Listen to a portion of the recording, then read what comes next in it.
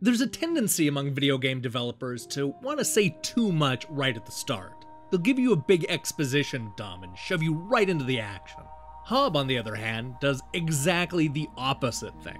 Instead of spelling everything out with overbearing narration and lengthy conversations, we experience the rich world through little more than observation. It's up to us to fill in the details and draw our own conclusion. This is just one of the many things I love about HOB, the incredible new adventure game from the makers of Torchlight.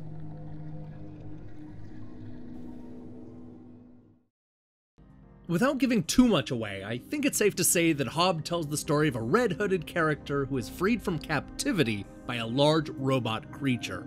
Our silent protagonist re-enters what at first appears to be a tranquil paradise, where the sun is always out and animals can roam free without fear of being eaten. But looks can be deceiving, because this tropical utopia has been infected with a mysterious plague that is cutting off most of the island. To make matters worse, our little hero gets infected, forcing the protective robot to take immediate action and chop off an arm. As luck would have it, the robot knows a thing or two about surgery. When our hero finally wakes up, he notices that he has a brand new, extremely large mechanical arm. And without even missing a beat, we jump back into the action and use our new arm to explore the surroundings and rid the island of the plague once and for all.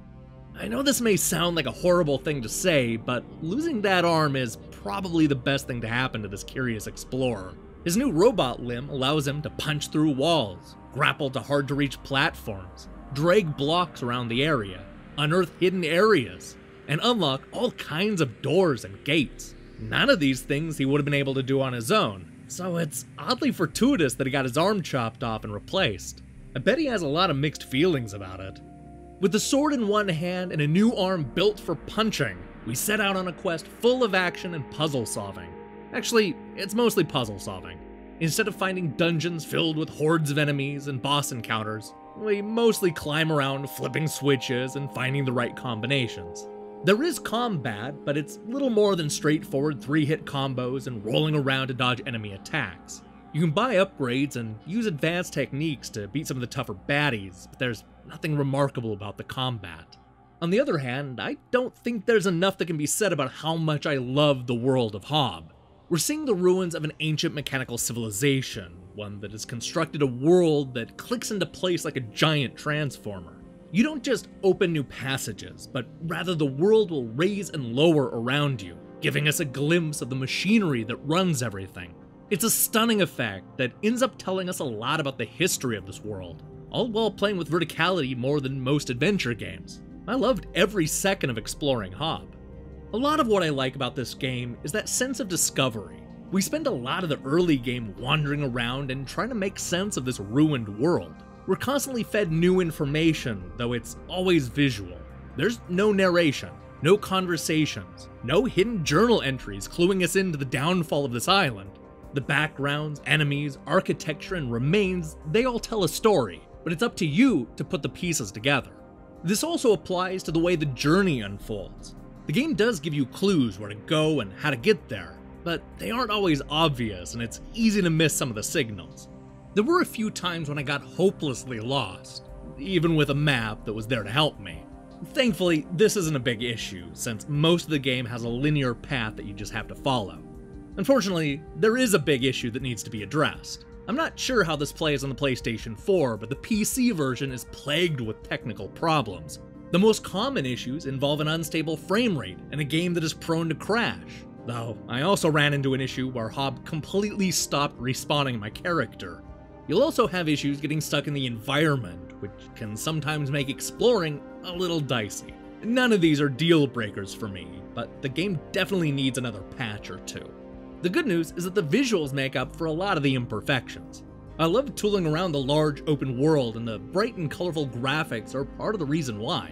It's a diverse environment that's fun to explore, using cel-shaded characters to create a timeless and stylish look.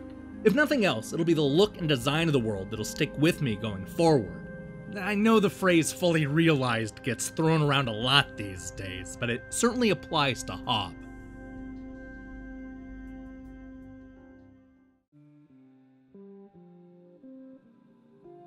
Between the vibrant world, great graphics, and epic adventure, HOB is another winner from Runic Games. I love that it doesn't hold your hand, opting instead to let you explore and put the pieces together at your own pace. This is an endlessly fascinating island with a style all its own. Unfortunately, the lingering technical problems drag everything down, but that shouldn't keep you from discovering one of the year's most delightful adventure games.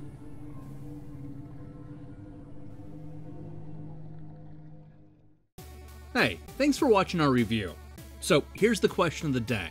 Who is your favorite silent protagonist? There have been a lot of good ones over the years, and if you want to get technical, there were a whole lot of 8-bit heroes that were only silent because nobody bothered to write them dialogue. Let me hear your thoughts in the comments below. In other news, I'm currently hard at work on reviews for Pinball Effects 3 and Light Feel, as well as another episode of the Shoot 'em Up Show. I strongly recommend you click that subscribe button and support what we're doing here. Until then.